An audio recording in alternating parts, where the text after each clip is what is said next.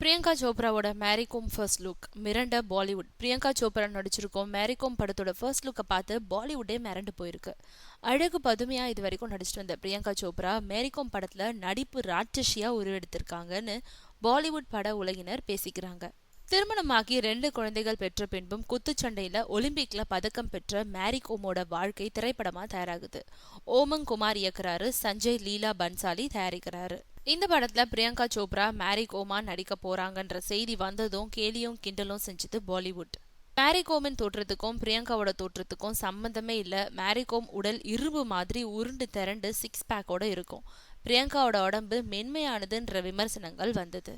அத்தனையுமே உடைச்செறிஞ்சிட்டாங்க பிரியங்கா. 3 மாதங்கள் மேரிகோமோடு தங்கி குத்து சண்டையோட அடிப்படை விதிகளையும் அவங்களோட மேனரிசங்களையும் கத்துக்கிட்டாங்க. கடுமையான உடற்பயிற்சி செஞ்சு தன்னுடைய உடம்புல 6 பேக் கொண்டு வந்திருக்காங்க பிரியங்கா. இப்போ நடிச்சும் முடிச்சிட்டாங்க. மேரிகோம் படம் வர செப்டம்பர் 5ஆம் தேதி ரிலீஸ் ஆகும்னு அறிவிக்கப்பட்டிருக்கு.